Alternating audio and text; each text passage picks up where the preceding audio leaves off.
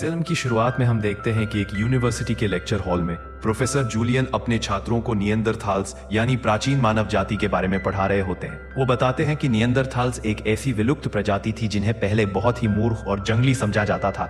ये धारणा डार्विन और गैल्टन जैसे वैज्ञानिकों की पुरानी थ्योरीज पर आधारित थी, जो सिर्फ किसी के चेहरे मोहरे देखकर उसकी बुद्धिमत्ता और सभ्यता का अंदाजा लगा लेते थे। लेकिन प्रोफेसर जूलियन इससे असहमत होते हैं। वो कहते हैं कि आज के आधुनिक इंसानों में भी नियंदरथाल डीएनए का कुछ हिस्सा अब भी मौजूद है। इसके बाद वो बताते हैं कि अब तक दुनिया में सिर्फ एक ही ऐसा नियंदरथाल बॉडी मिला है जो पूरी तरह फॉसिल नहीं हुआ था, और उसे उनके बॉस ने खोजा था। उसका नाम उन्होंने रखा था विलियम, उस वैज्ञानिक के नाम पर जिसने सबसे पहले नियंदरथाल्स को इंसानों से अलग एक प्रजाति के रूप में पहचाना था। लेक्चर के अंत में जूलियन ये भी कहते हैं कि सैद्धांतिक तौर पर विलियम के डीएनए की मदद से एक जीवित नियंदरथाल बनाया जाना संभव हो सकता है। फिर हम देखते हैं कि एंडोक्राइनोलॉजिस्ट बारबरा पूरे लेक्चर को ध्यान से सुनती हैं और उसी दिन बाद में किसी रेस्टोरेंट में जूलियन को ढूंढती हैं। वो चर्चा करती हैं कि विलियम को क्लोन करना संभव हो सकता है। ये बहुत जटिल और मुश्किल होगा, लेकिन नामुमकिन नहीं। डिनर के दौरान दोनों इस प्रक्रिया के विस्तार और तकनीकी पहलुओं पर चर्चा करते हैं। शाम के अंत तक बारबरा यह जानने के लिए उत्सुक हो जाती है कि जूलियन को विशेष रूप से नियंदरथल्स में इतनी दिलचस्पी क्यों है। इसका जवाब देने के लिए जूलियन उसे अपने लैब में ले जाते हैं और दो पत्थर के औजार दिखाते हैं, एक होमो सेपियंस द्वारा बनाया गया और दूसरा नियंदरथल्स द्वारा। दोनों में कोई फर्क नहीं होता और जूलियन सोचते हैं कि हमारे सबसे करीब के संबंधी को अध्ययन करके हम मानवता के बारे में बहुत कुछ सीख सकते हैं। उस रात जूलियन और बारबरा के बीच प्यार हो जाता है। इसके बाद ये जोड़ा मिलकर नियंदरथल क्लोनिंग प्रोजेक्ट पर काम करने लगता है और सिर्फ 2 साल में इस विषय पर 3 गहन और महत्वपूर्ण शोध पत्र प्रकाशित कर देता है। वे एक साथ रहने लगते हैं और उनका रोमांटिक जीवन बेहद खूबसूरत होता है। लेकिन दुर्भाग्य से कई महत्वपूर्ण वैज्ञानिक और विश्वविद्यालय के दानदाता इस प्रोजेक्ट की नैतिकता और संभावित नकारात्मक प्रभाव को लेकर चिंतित हो जाते हैं और अंततः अपनी सहायता वापस ले लेते हैं। लेकिन ये जोड़ा हार मानने को तैयार नहीं होता और बारबरा तय करती है कि वो क्लोन किए हुए भ्रूण को अपने गर्भ में रखेंगी, जबकि बाकी लोग सोचेंगे कि वो सामान्य गर्भावस्था में है। इसके बाद जोड़ा लास वेगस जाता है और वहां एक एल्विस इम्पर्सनेटर द्वारा शादी कर ली जाती है। कुछ महीने बाद बारबरा अस्पताल में बच्चे को जन्म देती है। नर्सें बच्चे को देखकर घिनौना सा अंदाज दिखाती हैं, लेकिन फिर भी बच्चे को खुश मां के हाथों में सौंप देती हैं। जोड़े को बच्चे की असामान्य दिखावट से कोई फर्क नहीं पड़ता और जूलियन भी बच्चे की ललाट पर प्यार से चुंबन करता है। कुछ समय बाद जूलियन विश्वविद्यालय में जाकर कुछ कागजी काम जमा करते हैं, जिसमें बताते हैं कि उन्होंने और उनकी पत्नी ने क्या किया। सुपरवाइजर्स एक आपातकालीन बैठक आयोजित करते हैं, इस बात से डरते हुए कि यह विश्वविद्यालय की प्रतिष्ठा पर क्या असर डाल सकता है। उन्हें इस प्रोजेक्ट से कोई खास लगाव नहीं है, लेकिन फिलहाल वे इसे समर्थन देने का फैसला करते हैं ताकि प्रचार मिल सके और शायद उन्हें इसे कंट्रोल करने का मौका भी मिल जाए। अगली सुबह जूलियन एक प्रेस कॉन्फ्रेंस आयोजित करते हैं और दुनिया को बताते हैं कि उन्होंने सेल न्यूक्लियर ट्रांसफर के जरिए नियंदरथल क्लोन बनाया है। एक रिपोर्टर उनसे इसके नैतिक पक्ष के बारे में पूछता है तो जूलियन बच्चे का प्यारा वीडियो दिखाते हैं और पूछते हैं कि इतनी खूबसूरती वाला कोई काम अनैतिक कैसे हो सकता है। कॉन्फ्रेंस खत्म होने के बाद जूलियन के बॉस उन्हें याद दिलाते हैं कि बोर्ड के पास अंतिम फैसला है कि इस प्रोजेक्ट के साथ क्या होगा। कई सालों बाद बच्चा अब एक युवा पुरुष बन चुका है, जिसका नाम विलियम रखा गया है। बारबरा उसे जंगल तक छोड़ती हैं और दोनों एक दूसरे को अलविदा कहते हैं। इससे पहले कि विलियम अपने पापा के घर के लिए रवाना हो, वह थोड़ी देर चारों तरफ देखता है और फिर बालकनी पर पहुंचता है, जहां से नदी का शानदार नजारा दिखता है। 2 पर्यटक नाव में गुजरते हैं और जब वे विलियम का अजीब चेहरा देखते हैं तो तेजी से पेडलिंग मारना शुरू कर देते हैं। विलियम फिर अंदर जाता है और शेल्फ पर रखे प्राचीन पत्थर के औजार को पाता है। अचानक उसे कोई शोर सुनाई देता है, लेकिन वह सिर्फ उसकी नई गुरु सारा होती है।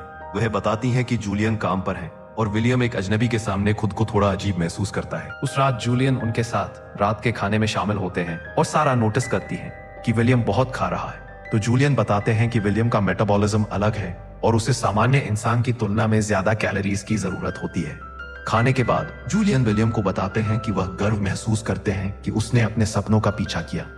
अगले दिन सारा विलियम की पढ़ाई में मदद करती है और साझा करती है कि वह अभी भी अपनी डिसर्टेशन पूरी करने पर काम कर रही है। विलियम गणित में बहुत अच्छा है, लेकिन अंग्रेजी उसके लिए थोड़ी मुश्किल है क्योंकि उसे रूपक मेटाफर्स पसंद नहीं है जो वह झूठ की तरह समझता है। इसी बीच विश्वविद्यालय में जूलियन अपनी कक्षा को अपने प्रोजेक्ट के बारे में बताते हैं। जब सब कुछ शुरू हुआ था तो रोज प्रदर्शक विरोध कर रहे थे क्योंकि वे क्लोनिंग को अमानवीय और ईश्वर के खिलाफ पाप मानते थे। हालांकि विलियम ने सामान्य बच्चे की तरह जूलियन और बारबरा की प्यार भरी देखभाल में बड़ा होना शुरू किया, इसलिए प्रदर्शक आने बंद हो गए। खबरें भी उसके बारे में बात करना बंद कर दी क्योंकि उनके पास अब किसी जंगली मानव पर दिलचस्प क्लिकबेट नहीं था। सिद्धांत कहता है कि होमोसेपियंस ने अपनी उच्च बुद्धि के कारण निएंडरथल्स को विलुप्त कर दिया, लेकिन सालों तक अपने बेटे का अध्ययन करने के बाद जूलियन अब उस सिद्धांत से सहमत नहीं है। विलियम ने अधिकांश बच्चों से जल्दी बोलना शुरू किया और जल्दी विकसित हुआ। उसने अपने साथियों से बराबर या उससे अधिक बुद्धिमत्ता दिखाई। एक दिन विलियम बीमार पड़ गया और कोई दवा उस पर काम नहीं कर रही थी, लेकिन सिर्फ अपनी माँ के पास होने से वह ठीक हो गया। पता चला कि उसका इम्यून सिस्टम बहुत मजबूत है और जल्दी अनुकूलित होता है, जो अद्भुत मेडिकल संभावनाएं दर्शाता है। कक्षा खत्म होने के बाद जूलियन को वह दिन याद आता है जब उन्होंने बारबरा से ब्रेकअप किया था। विलियम लैब में पनप रहा था, लेकिन बारबरा चाहती थी कि वह स्वतंत्र हो और सामान्य जीवन जिए। हालांकि जूलियन अभी भी विलियम को एक प्रयोग के रूप में देख रहे थे और बारबरा को याद दिलाते थे कि वह सच में उनका बेटा नहीं है। उस टिप्पणी से बारबरा को बहुत चोट लगी, इसलिए उसने आखिरकार जूलियन को हमेशा के लिए छोड़ दिया। इसके बाद उसे विश्वविद्यालय बोर्ड से अनुमति मिल गई कि वो विलियम के साथ जा सके। वे एक नए घर में चले गए और विलियम अपने अपने कमरे को पाकर बहुत खुश था। बारबरा ने क्लिनिक में नौकरी शुरू की, लेकिन वह अंशकालिक अनुसंधान भी करती रही और जूलियन अक्सर उनका दौरा करता रहता था। ये जोड़ी अब भी मिलकर विलियम के लिए एक अच्छी स्कूल ढूंढ रही थी और उन्हें प्रधानाचार्य को कॉल करनी पड़ी जब उसने कहा कि यह बच्चा पूरी तरह इंसान नहीं है। सौभाग्य से विलियम ने स्कूल में बहुत अच्छा समय बिताया और जल्दी ही अपना सबसे अच्छा दोस्त बना लिया। जूलियन ने वादा अनुसार उसका दौरा किया और वे बाहर खेलते, विलियम की नई स्वतंत्रता का आनंद लेते। वर्तमान में विलियम अपने ब्रेक का इस्तेमाल व्यायाम करने में कर रहा है, जो उसकी शक्तिशाली क्षमता को दर्शाता है। सारा उसे पढ़ाई के लिए बुलाती है और उसे द ग्रेट गैट्सबी से एक उद्धरण पढ़कर उसका व्याख्यान देने को कहती है। इस पर विलियम और सारा के बीच बहस हो जाती है, क्योंकि विलियम का मानना है कि किसी को निर्णय लेने का अधिकार नहीं है कि किसी अन्य व्यक्ति का मतलब क्या है, सिवाय उसके स्वयं के। एक और फ्लैशबैक दिखाता है कि विलियम अपनी साइकिल पर सड़क पर जा रहा था, तभी कुछ बड़े बच्चे उसे देखकर उसे केवमैन कहकर मजाक उड़ाने लगे और उसका पीछा करने लगे। शुरुआत में ऐसा लग रहा था कि विलियम बच जाएगा, लेकिन उसने गलती से अपनी साइकिल पुल से टकरा दी और उसे पैदल ही भागना पड़ा। जब बाकी लड़कों ने उसे पकड़ने की कोशिश की, विलियम ने दोनों को जमीन पर धकेल दिया और तीसरे के हाथ को चोट पहुंचा दी। बाद में पुलिस स्टेशन में उस बच्चे की मां बार बार कहती रही कि विलियम खतरनाक है और उसे जेल में डालना चाहिए, लेकिन पुलिस वाले ने सभी को बाहर निकाल दिया, क्योंकि सिर्फ बच्चों की लड़ाई के आधार पर वो कुछ नहीं कर सकता था। जब वे घर लौटे तो बारबरा ने विलियम से कहा कि जब कोई उसे चिढ़ाए तो शांत होकर दूर चले जाए, ताकि किसी तरह की परेशानी ना हो। फिर विलियम ने अपना नाम इंटरनेट पर खोजा और अपनी जन्म से जुड़ी सारी खबरें पढ़ी। साथ ही विरोध प्रदर्शनों की भी जानकारी मिली। निएंडरथल्स के बारे में पढ़कर उसे पता चला कि सब लोग उन्हें जंगली और नीच समझते थे। धीरे धीरे बारबरा किसी नए आदमी के साथ डेट करने लगी और जूलियन अपने दौरे के दौरान अब डिनर के लिए नहीं रुकता। उसने विलियम पर होने वाले नियमित परीक्षण करना भी बंद कर दिया और अपने सहायक को करने लगा, जिससे बारबरा नाराज हो गई। कुछ साल बाद जब विलियम हाई स्कूल में गया तो उसने अच्छे दोस्त बनाए, हालांकि वह हमेशा उनकी मजाक की बातों को समझ नहीं पाता था। उनके आखिरी स्कूल साल में विलियम और उसके दो दोस्तों ने साथ में एक ट्रिप पर जाने और कॉलेज में दाखिले के बारे में अपनी सोच साझा करने का फैसला किया। जब वे मजे कर रहे थे तो उन्हें दो हिप्पो मिले जो लड़कों के पास आग के चारों ओर आकर उनके साथ मशरूम शेयर करने लगे। जब उन्हें पता चला कि विलियम कौन है तो उन्होंने उसे कूल और खूबसूरत कहा। उस महिला ने उससे पूछा कि क्या वह कभी अपने समय में वापस जाना चाहता है, और विलियम ने हाँ कहा। उसने उसे प्रोत्साहित किया कि वह वहां जाए, जबकि उसका दोस्त उन नशीले पदार्थों के कारण उल्टी कर रहा था। स्कूल में विलियम अपनी क्रश जूडी की मदद करता है आने वाले नाटक में, और वह यहाँ तक कि एक्टर बनने के लिए भी तैयार हो जाता है। शो की रात विलियम ने जूडी के लव इंटरेस्ट का रोल निभाया और कहानी के हिस्से के रूप में उसे अपनी पहली किस मिली। लेकिन जब उसने पर्दे के पीछे जूडी को फिर से किस करने की कोशिश की तो उसने उसे मना कर दिया। नाटक सफल रहा, लेकिन विलियम का दिल टूट गया, क्योंकि यह जूडी के लिए कभी कोई मतलब नहीं रखता था। कुछ समय बाद विलियम के शिक्षक ने बारबरा और जूलियन को बुलाया और बताया कि उनका बेटा बहुत स्मार्ट है, लेकिन स्टैंडर्डाइज्ड टेस्ट में अच्छा नहीं था, क्योंकि उसका सोचने का तरीका किसी भी मान्यता प्राप्त मॉडल से मेल नहीं खाता। उसे कॉलेज एप्लीकेशन दोबारा करने के लिए गहन ट्यूटरिंग की जरूरत होगी। और जब जूलियन ने देखा कि बारबरा ने विलियम के पहले भेजे गए एप्लीकेशन वापस ले लिए हैं, तो वह घबरा गया। बारबरा ने समझाया कि विलियम ने ग्रेजुएशन के बाद खुद को व्यस्त रखने के लिए हार्डवेयर स्टोर में पार्ट टाइम जॉब ली है, लेकिन जूलियन चाहता था कि वो उससे भी आगे बढ़े। इसके बाद बहस हुई और शिक्षक को याद दिलाना पड़ा कि यह सिर्फ विलियम का फैसला होना चाहिए। इस बीच विलियम अपने उन दोस्तों से अलविदा कह रहा था जो जल्दी कॉलेज के लिए जा रहे थे। उस रात उसके माता पिता ने स्थिति को उसके सामने समझाया। जूलियन ने विलियम से कहा कि वह उसके पास ट्यूटरिंग लेने के लिए रहने आए, लेकिन इसका मतलब यह भी था कि उसे फिर से प्रयोगों के लिए इस्तेमाल किया जाएगा। बारबरा इसका विरोध कर रही थी, लेकिन विलियम साधारण जीवन की उम्मीद में जूलियन का ऑफर स्वीकार कर लेता है।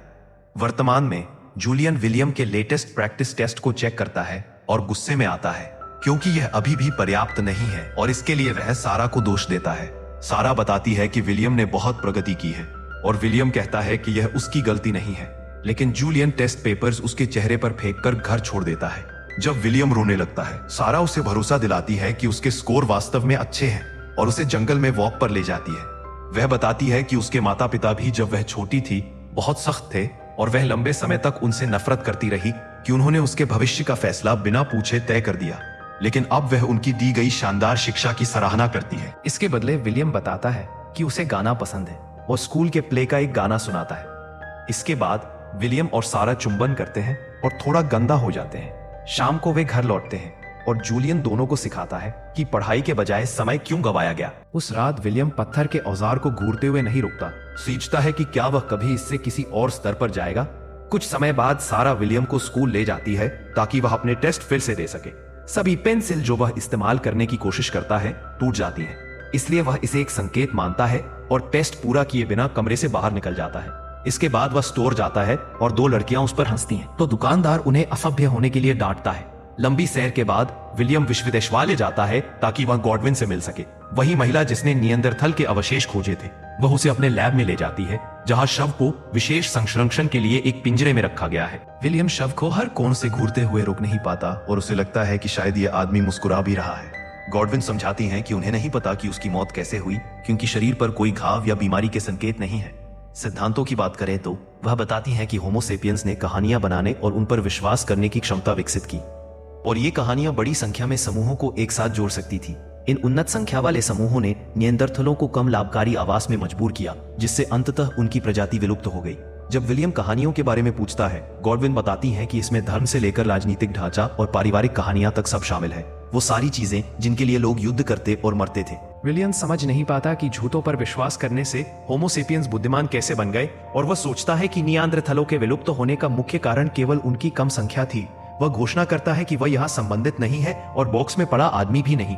गॉडविन उसे समझाने की कोशिश करती है कि उसका यहाँ एक स्थान है, लेकिन विलियम बस चला जाता है। इस बीच सारा विलियम को ढूंढ रही होती है, लेकिन उसे कहीं नहीं मिलता, इसलिए वह बारबरा से मदद मांगती है। कुछ ही क्षण बाद विलियम चुपके से जूलियन के लेक्चर में घुसता है और उसे बाधित कर देता है जब उसका पिता बार बार उसके जीवन को अपने प्रयोग के काम के रूप में बताता है। विलियम इसे असफल प्रयोग कहता है और जूलियन उसे सुधारते हुए कहता है कि असली असफल वही है विलियम भयंकर दुखी होकर वहां से भाग जाता है और जूलियन उसके पीछे जाकर माफी मांगता है, कहते हुए कि विलियम ने उसे कक्षा में शर्मिंदा करके उकसाया। विलियम जवाब देता है कि असली शर्मिंदगी जूलियन ने खुद को दी और वह उसका पिता नहीं है, जिससे जूलियन गुस्से में उसे थप्पड़ मार देता है। फिर से विलियम जाने की कोशिश करता है और जब जूलियन उसे रोकने की कोशिश करता है तो गलती से पत्थर का उपकरण गिरा देता है। दोनों ही पुरुष एक ही समय में उस पत्थर के उपकरण को पकड़ने की कोशिश करते हैं और विलियम अचानक जूलियन को हिट कर देता है ताकि उसे बेहोश कर सके, जैसे कि वह अपने अधिकार की रक्षा कर रहा हो। जैसे ही उसे एहसास होता है कि उसने क्या किया है, विलियम को भयंकर पछतावा होता है। थोड़ी ही देर में छात्रों की भीड़ इकट्ठा हो जाती है जो विलियम को जंगली कहकर बुलाने लगती है और उसके फोटो लेने लगती है। विलियम के पास और कोई चारा नहीं होता, उसे वहां से भागना पड़ता है। कुछ ही क्षण बाद बारबरा बेहोश जूलियन को पाती है और सारा को फोन कर चेतावनी देती है कि पुलिस विलियम की तलाश में है। बारबरा जूलियन के साथ अस्पताल जाएगी, इसलिए सारा को अकेले ही विलियम की खोज जारी रखनी होगी। इसी बीच विलियम एक और विश्वविद्यालय की इमारत में छिपा हुआ होता है जहां उसे एक छात्र देख लेता है और पुलिस को बुला देता है। जब विलियम वहां से जाने की कोशिश करता है तो वो पाता है कि कई पुलिसकर्मी उसके सामने बंदूकें निकाल कर खड़े हैं। सारा भी वहां पहुंचती है और उसका नाम बुलाती है, लेकिन एक अधिकारी उसे रोक देता है। कुछ महीनों बाद सारा उस जगह जाती है जहां गॉडविन ने नियंद्रथल का अवशेष पाया था। वो अपने साथ एक बच्चा लेकर आती है जो संकेत करता है कि यह विलियम का बच्चा है और यही फिल्म समाप्त होती है। अगर आप और ऐसे ही रोमांचक वीडियो देखना चाहते हैं तो सब्सक्राइब करें और नोटिफिकेशन बेल को दबाना ना भूलें। आपका धन्यवाद देखने के लिए।